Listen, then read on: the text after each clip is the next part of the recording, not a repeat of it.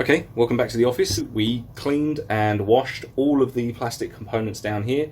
They're all ready to go, they're all ready to be sanded, they're all ready to be painted. Not going to worry about that. Today is all about desoldering and soldering. Specifically, what I am desoldering and soldering today is this. This is a PS2 to HDMI super cheap Chinese adapter. Like, I think this cost me about £3.50 on eBay. They're all super generic. You can get them at a range of different prices from a range of different places, but they're all essentially exactly the same thing. What it does is it takes the signal from the PlayStation's proprietary multi-out on the back of the machine and then converts that into an HDMI signal. Also has a separate audio 3.5mm jack if you're running it to an app, but the sound will also come out of the HDMI, which is what I do. They do require a micro USB to USB to be plugged in. All it's doing is supplying a very, very, very small charge. I don't think it's 5 volts, but it might be. It's minimal at least, but it's just to power this board. So, job today is what I need to do is integrate this into this. What this is the PlayStation 2 main motherboard. Now, a couple of things you need to know about the PlayStation 2, which I recently discovered. The PlayStation 2 is actually layered in quite an intricate way. What they've done is they've taken all the components and made these very, very fine layers and then just literally layered it up like a sandwich. It's incredibly clever. The only problem with that is that the multi-out, which is here, this is the AV multi-out, is on like this weird periscope system. I don't know if you can see that. It comes down and then out. So the board actually sits this way inside the machine. And the reason it's on this periscope system is because this, the power board, so this takes the 240 volts in the UK and empowers the board with it, because this is the power machine. Sits on these 4 pins. I don't know if you can see, it's little 4 pins there. Sits on these 4 pins like so. There is also a couple of these shielding and heatsink units in there as well. But essentially the board sits like this on top, well, like this underneath. So as you can see, that's why the AV has this periscope system, just so it can clear the power board. The problem I've got is that I want to integrate the board or the little tiny PCB in here into here. So what I'm going to have to do is not have the HDMI exactly where the multi-AV out is. What I'm going to do is remove all of this silver bit here and then take that away and then have the HDMI around about here. It's not going to focus up, is it? Around about here. So what's that, a centimetre? Maybe a centimetre and a couple of mil? A little bit higher. And the reason is that I can actually sandwich it in between that vacant space there. Problem with that is that in that vacant space is this. So I might have to hacksaw off that section that I've cross-hatched over there. Don't really need it, but I might have to hacksaw that off to get rid of this. But the job today is quite simple. Let me just remove that power board. Okay, so the job today is quite simple. On top, you'll see that this periscope system, focus up. There you go, focus up, there you go. So this periscope sort of AV multi out here connects to these. There are 12 pins there and then these 2 ground pins on either side. So there are 12 pins along here. What I'm gonna do is take this little Chinese adapter, plug it in, as I would, remove this plastic chassis that they put over it, because there's no screws on any of this, it's literally just clipped together, it's super cheap. And then with my continuity tester, tap the places on the board where, tap the places on the board with one prong and the PCB with the other prong, find out which of these pins is connected to the pins inside the board, desolder all of this here, desolder this adapter on the end, and then take the board and essentially put it in essentially fit it in like that with the HDMI poking out. The problem is I'm actually going to have to mount the HDMI upside down, and the reason I'm going to have to mount the HDMI upside down is because of this plug here. I could muck around and desolder this micro USB and put in wires and feed it power one way or the other, or I could just mount it upside down and use the cable provided. With the cable provided as well, how am I going to maintain the tiny little charge, let's just assume 5 volts. How do I get the 5 volts into here? What I'm going to do with that is take these, the cable that came with it, plug one end into the adapter, as you would anyway, but the other end I'm going to snip with just a pair of clippers, snip, pull out the 2 wires, the ground and the 5 volts, and I'm going to run that to the USBs, which are on the front of the PlayStation 2. But instead of running it into the front of the PlayStation 2, I'm going to use, here's the top, so the back row is the top USB here, and this front row is the bottom USB here. And what I'm going to do is take this wire, run it across the top of the motherboard, and just attach it to these things here. It's a tiny little charge, it doesn't need to be much, but as long as it's stable and in, I can just connect it to those. So yeah, that's what I'm doing today. Hopefully this is going to work. It shouldn't take too long. I have tested this and it does work. These are fairly reliable. And before anyone says anything, yes, I do realise that the PlayStation 2 is taking a digital signal, turning it into an analog signal, and then this is turning it back into a digital signal. I get that. I could muck around and try and get a true digital signal out to HDMI, but £3.50, yeah? £3.50, 12 wires. 20 minutes work. I'm going to do this, because it's simpler, and I know what I'm doing. So yeah, that's the job for today. I'm going to start desoldering, get it done, and hopefully, I don't know if I'm going to cut the hole in it for that. I just want to get it up and running and tested and working. Once that's done, then I might cut a hole for it in the chassis. But it's not going to be in here. The hole for it is actually going to be here. So just below the power, where it says multi-AV out, here. So instead of having the multi-AV out here, it's going to be just 1.5 centimeters above, so just under the power switch, there. So I might cut that out today, but again, that's just going to be drilling with scalpels and, knives and stuff like that. Super simple, but yeah, hopefully I'll get it done quickly.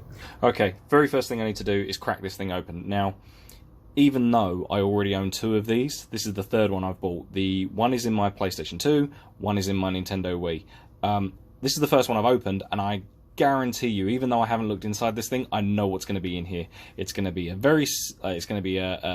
single PCB, and it is going to be horrifically soldered. I will put money on the fact. Alright, let's split this bad boy open. Just get in there with a little knife. Again, there's no screws because there never is.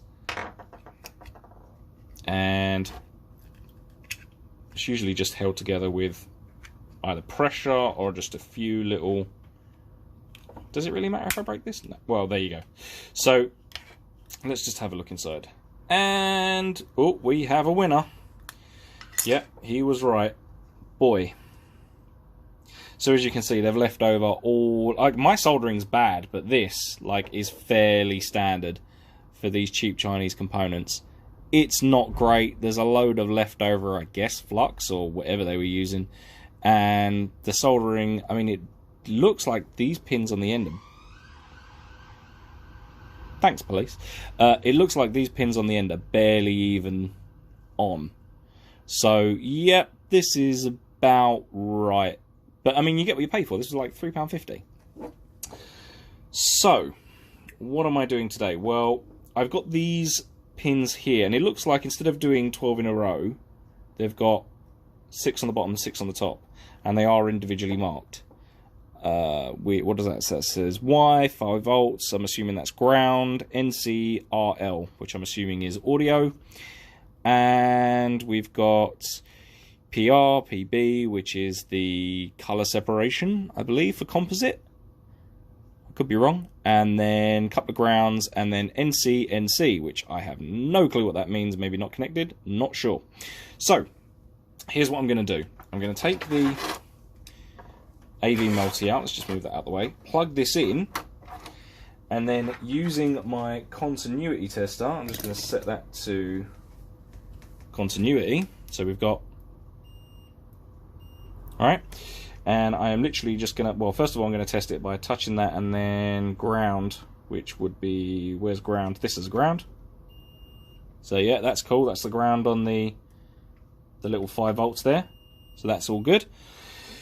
So to test these pins, I need to find out which one of these row up here and which one of these row here connects to these. I'm assuming one of these is the bottom of this PCB and one of these is the top of the PCB. So let's start with the closest one. So is this good? No. Is it the other side? There you go. We have a winner. So this is what's considered L on this board. So that's the left audio here. And then I'm assuming this is right. Yep. And then here. Oops. Yep. So look, just so you can see, look, if I touch that to the L and that's the R, nothing. If I touch that to the L, in it goes. So what I'm going to do, I'm assuming all of these run in the same order as well. So this is what is written on here. So this is L, R, NC, what's that? G, 5 volts, and then Y here. So I'm assuming all of these are these ones here, and all of the ones under there are the ones underneath. So what I'm going to do is make a quick diagram, and then desolder this, and then run wires from here through this board and in. Alright, a couple of minutes of desoldering later, and we're actually making some progress. So the multi-AV sort of periscope multi-AV out from the PlayStation has been removed. It ain't pretty, but it's off. This, you know, props to the Sony soldering, you know, robot, because goddamn, that thing really did not want to come off. So I've done that, and then I've also desoldered the multi-AV out off of here. And then this, I mean, that just flew off. And then the little bits of extra PCB which are on the side, I've just cut off because you don't really need them. So now that's nice and square. The job now is to take these cables and put them in the right order, which I have, thanks to the continuity test, made a little diagram for myself. And now the trick is to get this HDMI to sit. You can see, hang on, if I just angle it right. So I need this PCB to sit basically, let's get this camera around, there we go, to sit basically on here, like that. So as you can see, it won't be exact, because the last one, the multi-AV, was down here. So I'm going to move that in to there. Then take the 5 volts, which goes from here into this micro USB, and then run the cable over this little peg all the way down to these here, but that won't take 2 minutes. So yeah, what I'm going to do now is start cutting up those DuPont cables, and I'm going to probably solder them through here first, and then find out how much I need, and then just quickly attach them to there. That won't take 2 seconds. And then I might just double-sided tape that onto there. Once I figured out, you know, roughly, I'm going to level it out so it's roughly the same distance to the whatever that is. That's the digital audio out. So I'm just going to keep that at roughly the same because it's flush on the machine. Yeah, that'll work. All right, cool. Okay, and all the soldering is now done. I've layered it up, and what I'm going to do is disassemble it very, very quickly just to show you the difference. But where we had the AV multi-out before, now we've just got this HDMI cable. It is upside down, but it's at the back. No one's really going to care. And I'm cutting the hole for it anyway, so I'll just cut the hole upside down. So we have that here. No multi-out, no digital audio out, because I didn't use it anyway. And I needed it for the space for the cable here. So on top we have the power board. This takes the mains power and powers the PlayStation with it. So I'm just carefully going to lift that off. First of all, I just want to quickly show you the cross section, because like I said, it's like a layered sandwich, so it's very, very clever. This power board is actually mounted upside, is it upside down? No, it's the other way around. So this power board is mounted the right way up. The actual main PCB is upside down. But as you can see here, what I'm going to do is lift this off like that. And then you've got this shielding here, which is quite soft metal. So what I did was I just went at it with basically a rasp, like a big file, and a pair of tin snips, and just cut that section out. So here is our new board. I'm just going to lift this shielding off. And as you can see, the wires just tuck neatly underneath against the motherboard there. The power cable comes out the side here, tucks around through this little hook, which is for the on and off switch. There's a small ribbon from the on and off switch on the back. That goes through there. So I'm going to tuck that with it. And then on the underside, you can see there are my 12 points where the multi-out used to be, and now is basically 12 small wires that go into that board. And then this cable here is the power cable, and all I've done is I've just focused up now. There we go. All I've done is I've just wired that to the ground and the 5-volt rail for the upper USB. So yeah, we're all done. I'm going to put those layers back together, make sure that it works, and then just leave the rest for tomorrow. But yeah, let's have a look. Okay, and all the soldering's done. I haven't put the machine back together completely. Obviously the DVD drive isn't in there. I've put together the controller bits and pieces, but that's not there. Obviously the top chassis is not on, the fan isn't in, nothing. What I have done is I've put the new cable that I bought for the power and reset module, that's in, and also the power switch I've just loosely put in there. None of the back plates on yet. The HDMI is in and hooked up to the first HDMI monitor I can find. Moment of truth. Let's figure out if I've done a good job. So I'm just going to switch on the power here. Okay, nothing shorted. Aha! We have power. Alright, so the power's going through. So this should be set to HDMI. Let's press here. Green. And do we have anything? There we go. So it works. So currently, I mean, I think this is flashing because it means that there's a problem with the drive, obviously. So we have HDMI. It's coming clean out the back of the machine, straight into the monitor, nothing else. All I have to do now is put back in the DVD drive, hook up the module with the new cable, put that back into the chassis. What else do I have to do? Put in the memory cards again, and I think that's it. And cut a hole in here for the HDMI, which is now slightly north of where it is. I guess it's going to be around about here. So that's going to be on. But I mean, yeah, we have HDMI. It's in. It's done. No multi-out. Just an HDMI cable straight into the back. Alright, cool. That's day 2 done. Peace.